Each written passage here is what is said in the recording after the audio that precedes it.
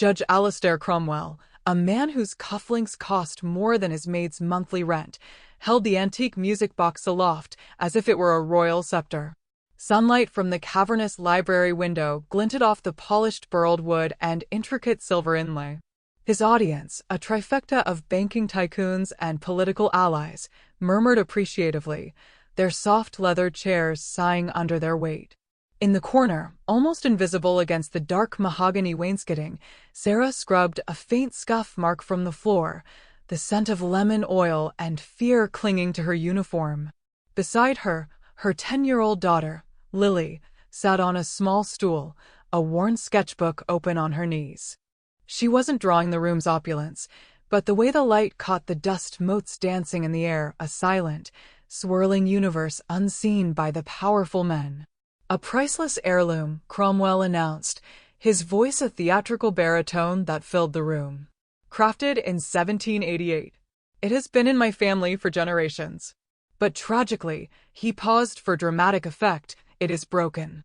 The song is silent, he gave the winding key a sharp, impotent twist. Nothing. Our so-called experts, the finest horologists in the city, declared it irreparable. A delicate, beautiful thing, rendered useless by a fatal flaw deep within its heart. He cast a deliberate, condescending gaze towards Sarah. Much like some people, wouldn't you say? Born with a broken spring, destined for silence. The men chuckled, a low rumble of shared superiority. Sarah's shoulders tightened, her knuckles white around the cleaning rag. She wanted to disappear, to pull her daughter into the shadows with her. Lily, however, did not flinch. Her pencil had stilled. Her eyes, a startlingly clear shade of blue, were fixed on the music box in the judge's hand. She wasn't looking at the polished surface, she was looking through it. Feeling magnanimous in his cruelty, Cromwell decided to escalate the performance. I'll make a wager, gentlemen. A bit of sport, he placed the box on his massive oak desk. If anyone in this city can coax a single note from this broken relic, I will donate $100,000 to a charity of their choosing, he smiled, a predator's baring of teeth. But if they fail, they must work in my service for 1 full year, without pay. A lesson in limitations, his eyes swept the room and landed, with crushing finality, on the maid and her daughter. Anyone can try. Even you, Sarah. Or perhaps your little artist fancies herself a mechanic. The laughter this time was louder, sharper. Sarah's face burned with humiliation. She began to pull Lily toward the door, whispering, "Come on, sweetie, we're finished here," but Lily didn't move. She stood up, her small form a stark contrast to the room's grand scale. In the sudden quiet, her voice was not a child's whisper, but a clear, steady bell. "I can fix it." The silence that followed was more profound than any sound. The tycoons exchanged bewildered glances. Judge Cromwell's smile faltered, replaced by a flicker of annoyance, then amusement. This was an unexpected twist in his little play. "You can you?" he boomed, feigning delight. "The city's greatest minds have failed, but a maid's daughter believes she can succeed." How utterly charming! Sarah grabbed Lily's arm, her grip desperate. "Lily, no, please. This is not a game," but Lily met the judge's gaze without fear. Her expression was not one of defiance, but of simple fact. She saw a problem, and she knew the solution. It was as plain to her as the grain in the wood floor. "It's not broken," she said softly. "It's just listening for the right hands." The judge, intrigued by her audacity and seeing an opportunity for an even greater public humiliation, threw his head back and laughed. "Very well, child. A contract shall be drawn. Let the games begin." Sarah pleaded with Lily all the way home, her words tumbling out in a torrent of fear. Their small apartment, usually a haven of warmth and the comforting smell of old books, felt like a cage. "He's a cruel man, Lily. He's doing this to make a fool of us. Of me. We'll lose everything." Lily sat at their small kitchen table, her great-grandfather's journal open before her. The book was a treasure, bound in cracked leather and filled with elegant, spidery script and diagrams of impossible complexity. Elias Vance had been a master watchmaker, but during the war, His skills were repurposed for more serious things: defusing bombs, repairing field radios, calibrating artillery sights. He understood pressure. He understood precision. Lily traced a drawing of a complex gear train with her finger. Great-grandpa Elias used to say, "Most people look, but they don't see." A mechanism isn't just metal and springs, Lils. It's a story. It has a memory. You have to be quiet enough to hear what it's trying to tell you. Sarah sank into a chair, her head in her hands. This isn't one of his stories. This is our life. Lily looked up from the journal, her gaze unwavering. It's the same thing, Mom. He's trying to tell a story about us. I'm just going to tell a different one. A true 1-inch. Judge Cromwell, never one to miss an opportunity for self-aggrandizement, transformed the simple challenge into a media event. He framed it as a charming human interest story, a powerful judge giving a poor child a once-in-a-lifetime chance. He arranged for the appraisal to take place in a small, wood-paneled courtroom, inviting the city's cultural elite, museum curators, and a handful of journalists. The stage was set not for a repair, but for a public execution of hope. The day before the event, he summoned Sarah to his study. The false bonhomie was gone, replaced by a chilling quiet. "I want to be perfectly clear," he said, not bothering to look at her as he signed some documents. "This spectacle is for my amusement. When your daughter fails, and she will fail, the humiliation will be public and absolute. The contract stands. But I'm adding a new clause." Verbally, he finally lifted his eyes, and they were as cold and hard as granite. "If you embarrass me, I will personally see to it that you are blacklisted. You will not clean floors, scrub toilets, or serve coffee in this city ever again. The eviction notice for your apartment will be signed by my own hand. Do you understand?" The threat hung in the air, thick and suffocating. It wasn't just about a year's wages anymore. It was about their home, their future, their very survival. Sarah felt the floor drop out from beneath her, the silent scream trapped in her throat. She could only nod, a tiny, jerky motion of surrender. The courtroom buzzed with the low murmur of expensive suits and quiet condescension. Lily stood beside a small table at the front, the music box before her. She was a small island of calm in a sea of skepticism. Instead of a modern toolkit, she unrolled a small, worn leather pouch. Inside lay a collection of strange, beautiful instruments, brass tweezers shaped like insects' legs, files no thicker than a fingernail, and a watchmaker's loop with a fine crack in the lens. These were her great-grandfather's tools. A man in the front row, a renowned antique appraiser the judge had hired, let out a disdainful sniff. Antiquated, he whispered to his companion, loud enough for those nearby to hear. "She's playing dress-up." The judge, presiding from his elevated bench like a king, gave a magnanimous smile. "The child may proceed." Lily ignored them all. She did not immediately touch the box. For a full 10 minutes, she simply looked. She tilted her head, observing the way light and shadow played across the marquetry. She placed her small hands on its sides, her eyes closed, as if feeling for a heartbeat. Then, she lifted it to her ear, listening not for a sound, but for the quality of the silence within. The crowd grew restless. The journalists shifted their feet. Cromwell's smirk widened. He was savoring the drawn-out failure. Then, she began. Her movements were economical, precise, and utterly confident. She didn't pry the box open. She found a nearly invisible seam and applied gentle, steady pressure with a thin piece of polished whalebone until it sighed open. The intricate brass and steel guts of the machine were exposed. The judge's expert leaned forward, pointing to the large mainspring. "There, you see," he declared. "The coil is fatigued. It has lost its tension. It cannot be retempered." Lily didn't even glance at the mainspring.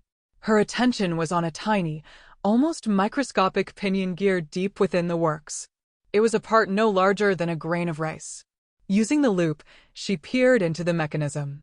The world shrank to that single point of focus. She saw what everyone else had missed. A minuscule sliver of metal, a shard from a clumsy past repair attempt, wedged against the pinion, preventing it from engaging the comb. It wasn't a broken spring, it was a chokehold. She selected a pair of tweezers with a tip as fine as a hair. The room held its breath. With the steadiness of a surgeon, she reached deep into the clockwork forest of gears and levers. For a moment, her hand was perfectly still. Then a tiny, almost inaudible tink. She withdrew the tweezers. On the tip was a gleaming metal splinter. A collective gasp rippled through the few actual horologists in the audience. It was a move of breathtaking skill. But she wasn't finished. She then turned her attention to the comb, the steel teeth that produced the notes. She explained, her voice soft, but carrying in the acoustically perfect room. It wasn't just stuck. It was scared. She gently touched one of the teeth. This one was pushed too hard, so it learned to stay back. It has to be reminded of the melody using a small, custom-shaped tool from Elias's kit. She applied a precise amount of pressure to the base of the tooth, realigning it by a fraction of a millimeter. My great-grandfather taught me that you can't force things into place.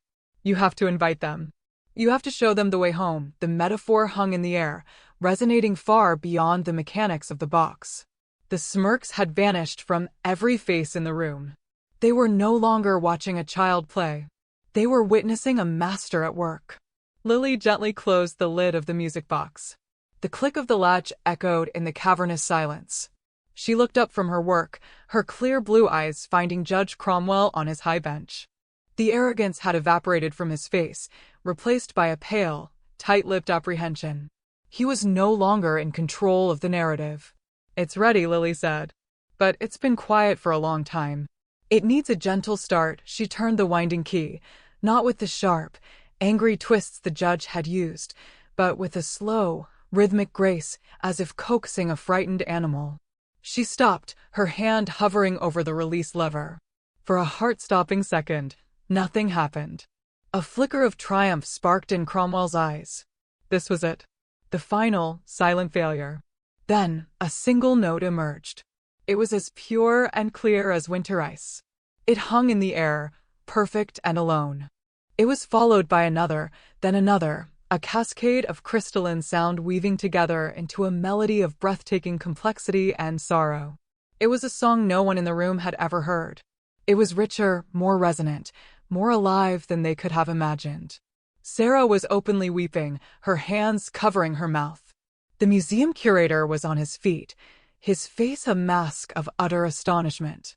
The music filled every corner of the courtroom, a testament to what had been dismissed as broken. When the last note faded into a sublime, ringing silence, Lily reached for her great-grandfather's journal. She opened it to a page marked with a faded ribbon. On it was a perfect schematic of the music box's interior. This is the Seraphina's Lament, automaton music box, designed and built by Antoine Dubois in 1788, she stated, her voice unwavering. He only made 12. My great-grandfather, Sergeant Elias Vance, restored number 7 for a French general after it was damaged in a bombing. She pointed to a detail in the drawing. He wrote that everyone looks for the Dubois signature on the comb, but on the original 12, it was etched onto the governor fan. Here, to mark the balance, the experts craned their necks, murmuring in disbelief. He also made another note, Lily continued, her voice dropping slightly, drawing everyone in. He wrote that number 3, which was owned by a British nobleman, had a specific design flaw. A weak escapement pin that would shear off if the box was ever overwound. A signature of its imperfection. She paused, then looked directly at the judge. The signature on your box is on the comb. And it's a forgery. A very, very good one, but the loop on the D in Dubois is too round. Elias copied the original in his notes. This isn't your family's priceless heirloom, Judge Cromwell. It's a replica made in the late 1800s. The revelation detonated in the silent room. The judge's entire identity, his curated story of old money and inherited prestige, was a lie. The museum curator, now standing beside Lily, peered at the box with the jeweler's loupe. He looked up, his face pale with shock. The girl is right, he breathed. Look at the tooling marks. They're too uniform for the 18th century. And the signature on the fan, there's nothing there. The judge leaped to his feet, his face a mottled purple. This is absurd. A trick. This child and her her book of fairy tales. But his blustering was hollow, his power extinguished by the simple, undeniable truth. Lily closed the journal. She looked at the judge, not with triumph, but with a strange, sad pity. She delivered the final, devastating blow, a quote she had memorized from the first page of Elias's journal. My great-grandfather taught me that things of true quality never have to shout. They just are. The silence that followed was the sound of a man's world crumbling to dust. The journalists were already scribbling furiously, the story of a lifetime unfolding before them. The judge, exposed and humiliated, sank back into his chair, a broken man in a broken kingdom. The story of the 10-year-old girl who silenced a corrupt judge became a local legend. The article, headlined "The Watchmaker's Granddaughter," was picked up by national news outlets. The public humiliation was the loose thread that unraveled Judge Cromwell's entire tapestry of deceit.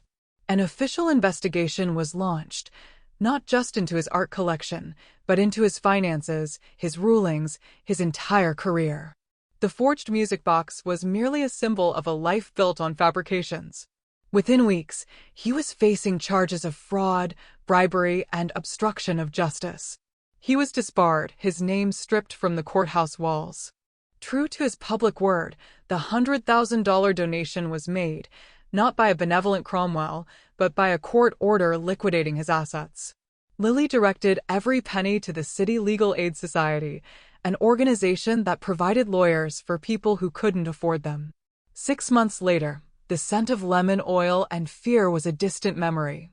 Sarah and Lily stood in a bright, airy workshop, sunlight streaming through large industrial windows. The space, located above a quiet bookstore, was filled with the pleasant smells of machine oil, sawdust, and brewing tea. A grant from the City Museum, supplemented by several large, anonymous donations from wealthy attendees of that fateful court session, had allowed them to open Vance Restoration's. Lily, now 11, stood at her own custom-built workbench, her great-grandfather's tools laid out on a clean leather mat. She was no longer just fixing things, she was learning to create them, apprenticing under the city's most respected horologist, the same man who had gasped in awe in the courtroom. Sarah, no longer in a drab uniform, managed the accounts and client relations. The perpetual anxiety that had lived in her eyes was gone, replaced by a deep, unshakable pride. One afternoon, a letter arrived. It had no return address, but the postmark was from a small, forgotten town hundreds of miles away. Inside, on a single sheet of plain paper, was a short, clumsily written message. I was given the box by my father, it read. He told me the story, and I believed it because I wanted to. I never looked closer. I never saw what was real. I understand now what you meant by tired. I hope you can fix more than just music boxes. A. Cromwell. Lily placed the letter on her workbench. She looked from her great-grandfather's faded journal to a fresh sheet of drafting paper where she was sketching the schematics for a new, complex clock escapement of her own design. The legacy was not just being preserved, it was being built upon. A quiet smile touched her lips. The song was just beginning.